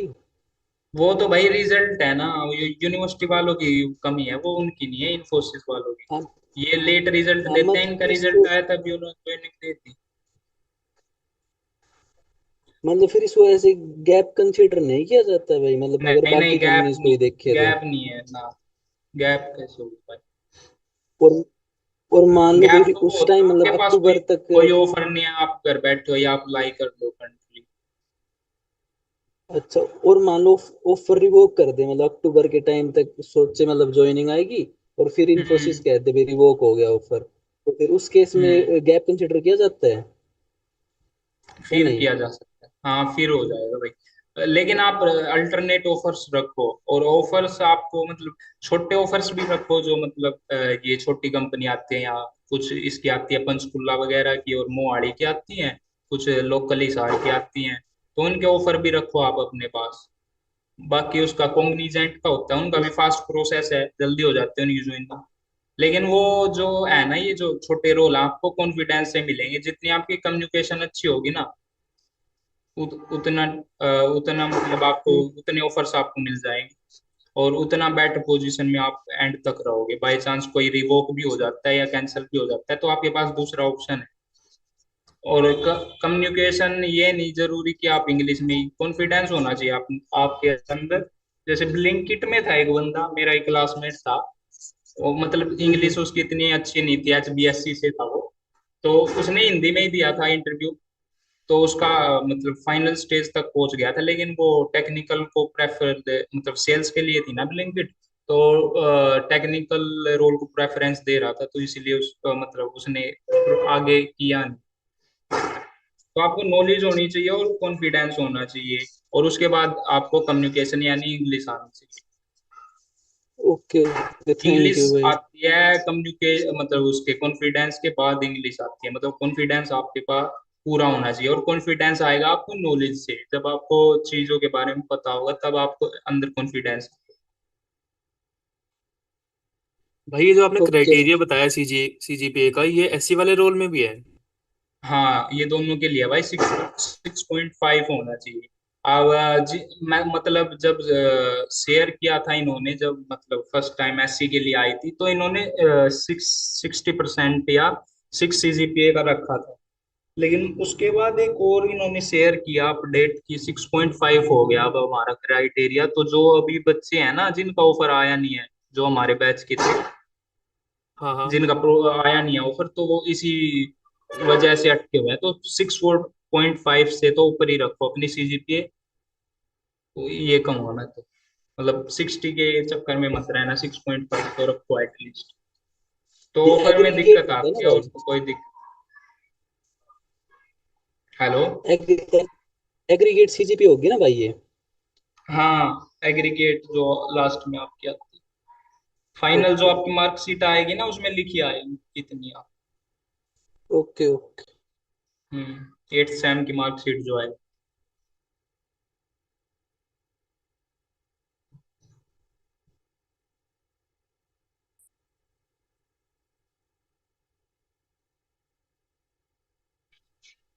हेलो भैया। हाँ बोलो भाई। भैया आपने सुमिया, फाइनल ईयर में प्रोजेक्ट वगैरह कैसे बनाए थे? अब रिज्यूम में दिखाया तो आपको, वही वाले आपके फाइनल ईयर के प्रोजेक्ट थे क्या? मतलब बना तो बहुत रखे थे, जो रिज्यूमे में डाल रखे तो वो आपको दिखा दिए। मेरे अच्छा अच्छा। AIML बेस्ड थे, मतलब मैंने बनाए थे भाई। ये मतलब इवेंट्स वगैरह से कुछ और कुछ, मतलब मेरे को मतलब ऐसे आइडिया आ गया था कि इस पे बना सकते हैं, तो मैंने मतलब खुद बनाए थे इंडिपेंडेंटली। मतलब ऐसे चेपना नहीं होता भाई यूट्यूब से, आप देख के एज इट इज कर रहे हो तो वो पता लग जाता है, HR को पता होता है कि मेरे पास इतने रिज्यूमे आ चुके हैं, सब वही है, मतलब क्या है, ये क्लोन वगैरह लेके आ रहे हैं या कैलकुलेटर टू डू लिस्ट लेके आ रहे हैं, तो वो इतना इम्पैक्ट डालते हैं उस पे, उसको पता है कि सब यही लेके आ रहे हैं, कहीं से चेपा होगा सब। भाई कभी कभी वो रोल पूछ लेते हैं, जैसे कि इस प्रोजेक्ट में आपका क्या रोल था, तो फिर क्या आंसर देना है हमने? वो तो अगर आपने खुद बनाया होगा तो आप अपने आप दे दोगे भाई, और वैसे फिर आपको बनाना पड़ेगा अपने पास से। मतलब जो आपकी स्किल्स है ना, अगर आपने बाय चांस चेपा भी है या कॉपी किया है, तो आप आपकी जो स्किल्स है उनके रिलेटेड बताओ कि मैंने ये बना थे ये किया था, तो उसको थोड़ा जेन्युइन लगे कि हाँ भाई इसने मतलब स्किल्स भी यही है और मतलब बनाया भी वही है उसी स्टैक पे, मतलब कंट्रीब्यूशन भी वही है।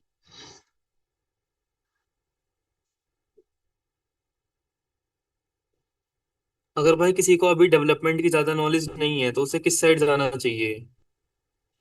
डेवलपमेंट की नॉलेज नहीं है मतलब कम है वो डेवलपमेंट की नॉलेज, डीएसए वगैरह आता है, डेवलपमेंट की कम है, तो किस साइड जाना चाहिए?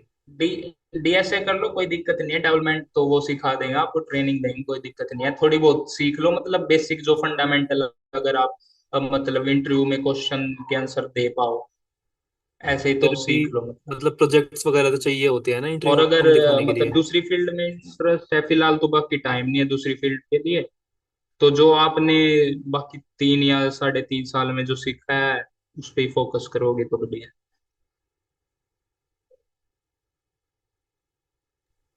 ठीक है भाई, मतलब थैंक यू। फंडामेंटल या बेसिक है जो वेब डेव का अगर आपने किया है तो वो मतलब तैयार रखो अच्छे से अपना, जो मतलब इंटरव्यू क्वेश्चन होते हैं आपको मिल जाएंगे, गिग्स गिग्स और प्लेटफॉर्म बहुत है उसके, उसमें मिल जाएंगे वो, तो एटलीस्ट आप तैयार करके रखो और DSA स्ट्रॉन्ग रखो अपना। DSA बढ़िया है तो कोई दिक्कत नहीं आने वाली आपको, अगर थोड़ा बहुत आप मतलब फंडामेंटल या जो वेब डेव है या जो भी आपका टेक स्टैक है उस पर थोड़ा लो या मतलब थोड़े कमजोर भी हो तो कोई दिक्कत नहीं है, DSA आपका स्ट्रॉन्ग हो तो कोई मतलब दिक्कत ही नहीं है, क्योंकि मेन भाई मैंने बताया ना शुरू में कि मेन जो वो स्किल देखते हैं, प्रॉब्लम सॉल्विंग देखते हैं कि अगर सिस्टम में कोई आगे दिक्कत आ गई तो ये सोल्व कर भी पाएगा या नहीं, और DSA क्वेश्चन जो नहीं आते वो इसीलिए आते हैं ये टेस्ट करने के, कि अगर आप सोल्व भी कर पा रहे हो या नहीं, दिक्कत आती है। क्योंकि दिक्कत आपको बता के तो नहीं आएगी कि मैं या ये दिक्कत आऊंगी या इस टाइप की आऊंगी, क्योंकि वो तो रियल वर्ल्ड हो गया ना भाई, उसमें कोई कोई भी दिक्कत आ सकती है आपको।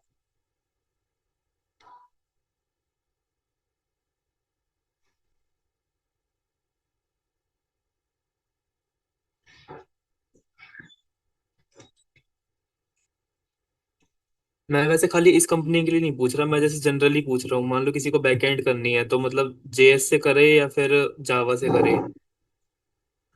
तो भाई मेरा टैक स्टैक नहीं है ना, ही मैंने किया उसमें, तो मैं आपको बता नहीं सकता उस पे। अच्छा हाँ, आपने तो एएमएल किया है ना। हाँ, जो सरिता थी वो था, वो उसने लेफ्ट कर दिया सरिता ने, तो उससे मतलब देख लेना, लिंक्डइन वगैरह पूछ लेना, बता देगी।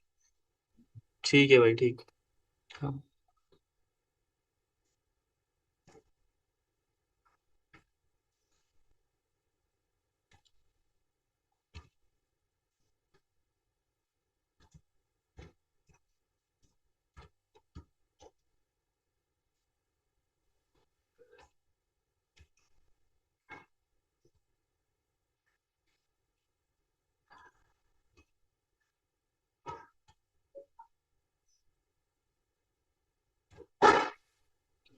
इसे कोई और प्रश्न हो तो बता दो भाई अभी। मुझे कोई और क्वेश्चन हो तो बता दो। हाँ पूछ लो।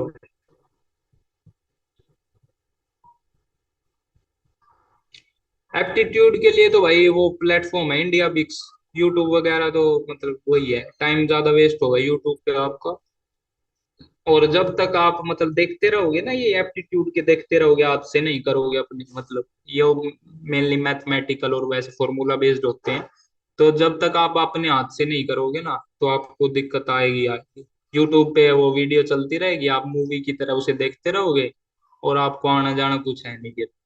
तो मैं कहूंगा इंडिया बिक्स है एक प्लेटफॉर्म जो मतलब क्वेश्चन और ये देता है इसका मतलब, देख लेना आप।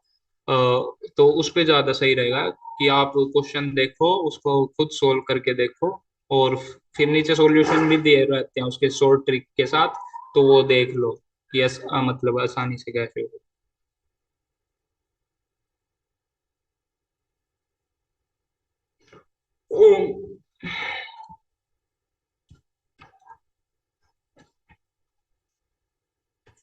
बाकी अगर आपका फंडामेंटल जो आपने पढ़ा था ना उसमें, मतलब स्कूल में जो पढ़े थे 10th तक का मैथ और ये रीजनिंग वगैरह जो भी होती है, रीजनिंग तो होती नहीं लेकिन उसमें, हाँ जो 10th तक का मैथ होता है और जो अदर सब्जेक्ट होते हैं आपके अच्छे हैं, तो कोई दिक्कत नहीं है, एप्टीट्यूड में आप थोड़ा रिवाइज करोगे तो हो जाए।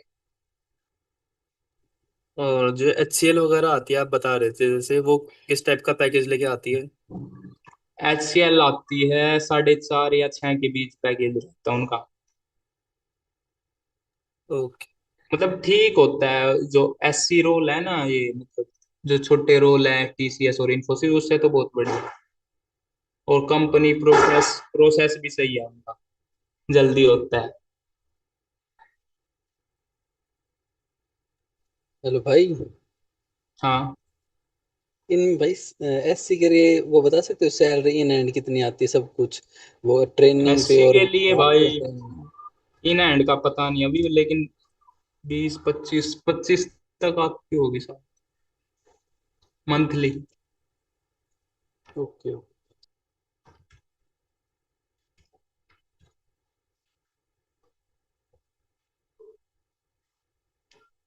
बाकी आएगी तो आपके साथ शेयर कर देंगे। और एक जैसे क्या एचसीएल आती है वो किस एक टाइप का टेक स्टैक मांगती है? कौन? एचसीएल किस टाइप का टेक स्टैक मांगती है हमसे? HCL हमारे लिए तो मेन मतलब AI ML के लिए ही आई थी। मतलब वो डीएसए फोकस्ड होती है या फिर टेक स्टैक चाहिए नहीं नहीं, उसको? वो थ्योरेटिकल क्वेश्चन पूछेंगे AI ML के, और उसके बेस पे ले जाएगी। और एक आपका एप्टीट्यूड भी होगा, उनका एप्टीट्यूड क्लियर करना ज्यादा जरूरी है। उसके बाद आपका इंटरव्यू होगा जिसमें थ्योरेटिकल क्वेश्चन पूछेंगे AI ML वगैरह के। ओके। हाँ, और छः छः यही था शायद उसका HCL का, मतलब पैकेज बढ़िया था, जैसे ये DSC और उसके क्या होता है वो निंजा होता है, कौन सा होता है TCS का जो मिड लेवल का होता है, उसके बराबर में होता है मतलब HCL। लेकिन स्किल्स आपको अच्छी मिल जाएंगी उस पे। HCL में मैं कहूंगा कि आपको HCL के लिए ट्राई करो, अगर आप AIML की मतलब ब्रांच से हो या उसमें इंटरेस्ट है तो HCL के लिए ट्राई करो, क्योंकि आपको स्किल्स उसके रिगार्डिंग सिखाई जाएंगी और कंपनी का भी सही है, मतलब बढ़िया नाम।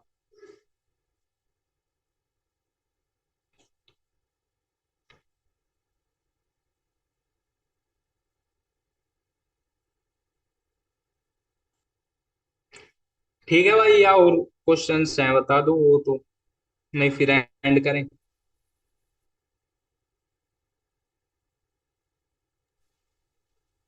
हेलो साहिल, हाँ धीरज बोलो।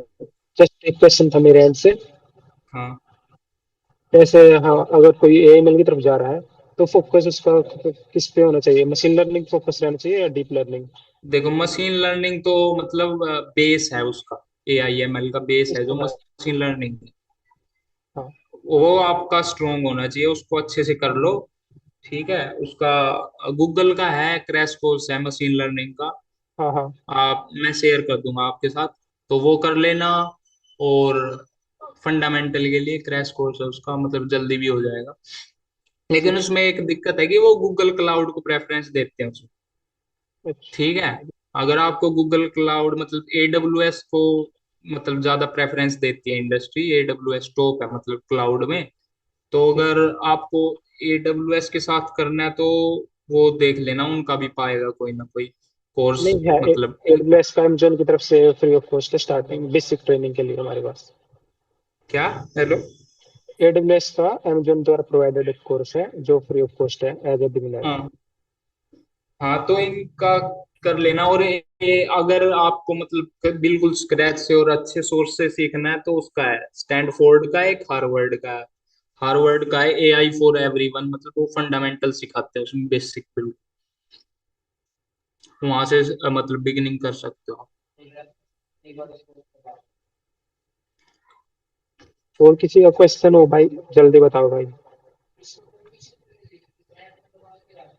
क्योंकि फिर अब हम इसे वाइंड अप कर रहे हैं मीट को। और थैंक यू साहिल। ठीक है भाई, और एक एक काम और करना है, मतलब जो ये जितने भी अभी इन्फोसिस के बच्चे गए हैं, पास आउट हुए हैं 2025 के, और जो भी मतलब अदर अदर कंपनी में गए हैं, तो एक ग्रुप बना लेना भाई, एलुमनी ग्रुप। या तो लिंक्डइन पे बना लेना, व्हाट्सएप पे बना लेना, कैसे भी बना लेना, ताकि और आगे जो पास आउट होंगे, जैसे आप पास आउट हो गए, आप में से प्लेसमेंट होगी बच्चों की, तो एक एलुमनी का पूरा बना लेना। कि जहाँ पे मतलब, क्योंकि एलुमनी आपके लिए प्लेसमेंट्स या कंपनी लेके आएंगे, वही आपको गाइड करेंगे। मैनेजमेंट इतना मतलब करेगी नहीं, क्योंकि वो बस 4th ईयर वाले बच्चों पे ध्यान देते हैं, लेकिन गाइडेंस बच्चे को 2nd ईयर से मेरे हिसाब से चाहिए, बच्चे को आगे क्या करना है क्या नहीं करना है। तो उसके लिए बना लेना ताकि बच्चे गाइड कर सके। और ये देख देख लेना, इवेंट वगैरह करवा लो, वो अच्छा ही रहेगा। और ठीक है मतलब एक मतलब एनुअली एक एलुमनी का मीट हो जाए तो वो भी बहुत अच्छा रहेगा। ठीक ठीक है है धीरज। साहिल, हम बना लेंगे। ठीक है साहिल। हाँ हाँ, ठीक है भाई, ऑल द बेस्ट। ठीक है, सिस्टम थैंक यू इंजीनियर की साहिल। दिक्कत मत लेना, उसमें सबका हो जाएगा। ठीक। थैंक यू सो मच साहिल। हाँ, थैंक यू साहिल। उसकी थैंक यू। दिक्कत नहीं है, उसकी बस एप्टीट्यूड की दिक्कत है। और एप्टीट्यूड में हो जाएगा, T&P करवा देगा आपका, मतलब वो वहां पे ही होता है, UCIC में ही होता है। ठीक है, लेकिन तैयारी करना, डील मत देना, ठीक है। बाकी आपकी मेहनत पे है। एक ही आदत आपको मतलब डेवलप करनी थी 4 सालों में, मेहनत करने की, मतलब आप डरो मत। कोई भी है टास्क है, जैसे DS से 2 महीने में करना है, ऐसे हवा लगता है कि नहीं होगा, लेकिन हो जाएगा, अगर आपको मेहनत करनी आती है तो हो जाएगा, कोई दिक्कत नहीं।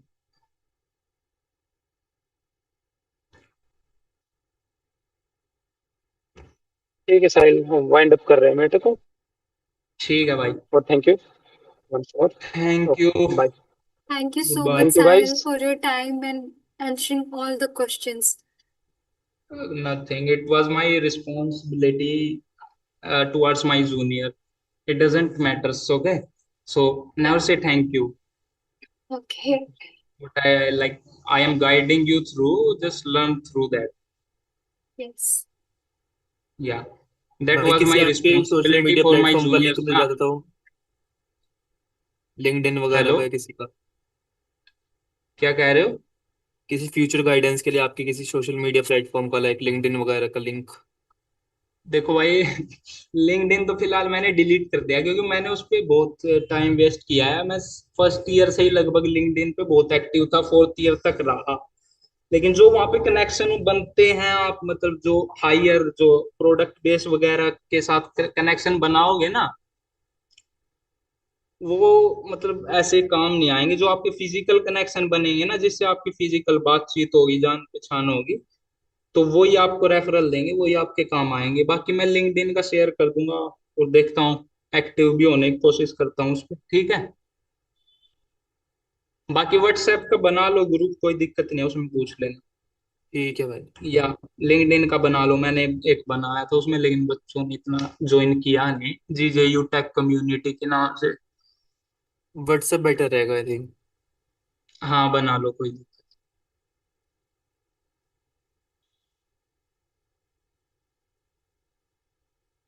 बाकी बच्चे रिस्पॉन्सिबिलिटी लेंगे तभी काम चलेगा, बच्चों को ही करना पड़ेगा एफर्ट। और मैनेजमेंट का तो क्या है भाई, मैनेजमेंट को तो करना होता है अपने पास से, लेकिन मैनेजमेंट भी मतलब लिमिटेड है ना, बच्चे तो कितने सारे हैं, मैनेजमेंट कितने हाथ पैर मारेगी, अकेले क्या ही कर लेंगे वो। तो जब तक बच्चे साथ नहीं आएंगे तो कुछ नहीं होगा। टीएनपी के साथ कनेक्ट में रहो, और मतलब आपके जो इवेंट्स हो या जो भी कम्युनिटी आप बनाओ, तो उसमें बच्चों की लीडरशिप होनी चाहिए, बच्चे खुद उसको हेड करें, उसकी रिस्पॉन्सिबिलिटी लें। तो उससे एक इम्पैक्ट भी जाएगा, उसको रिज्यूमे में आप ऐड करोगे ना, तो जो एचआर होगा या जो आपका इंटरव्यूअर होगा, उस पर जाएगा इंप्रेशन कि हाँ बच्चे को लीडरशिप आती है, अच्छा है, मतलब संभाल सकता है, अगर इसको जिम्मेवारी दी जाए कोई तो संभाल लेगा, तो वो उसका इम्पैक्ट बहुत बढ़िया होता है।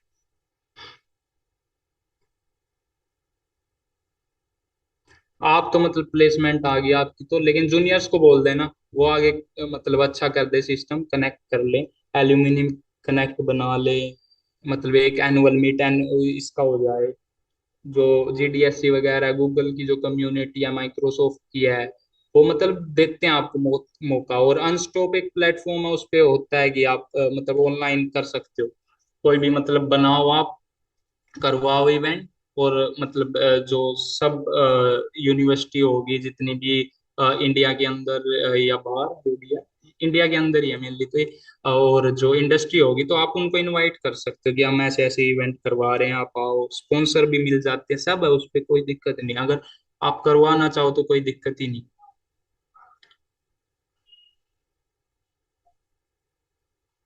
ठीक है और साहिल भाई।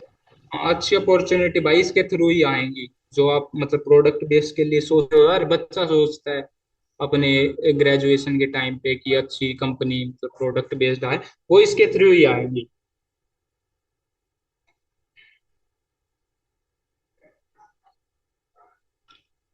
ठीक है भाई, और कोई ठीक है। क्वेश्चन हो तो। नहीं भाई, अभी कोई मोस्टली सभी छोड़ के छाट ठीक के है भाई, मिल थैंक रहा है। You, all the best. मेहनत शुरू कर दो, अब दिन रात मेहनत करनी है आपको, एक दो महीना ऐसा है ये, अब मेहनत कर लोगे तो बाद में पछताओगे नहीं। बाकी फिर पछताओगे, गैप ईयर आ जाएगा, फिर आपको कोई पूछेगा नहीं तो दिक्कत होगी।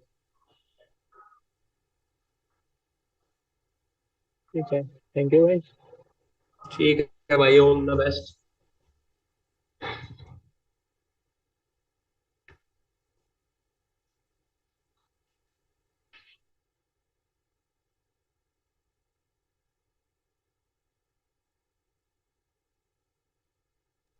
हेलो गाइस, तो आप सब मीटिंग लीव कर सकते हैं। अगर कोई भी और डाउट हो या फिर रजिस्ट्रेशन के रिगार्डिंग कोई डाउट हो तो बता सकते हो।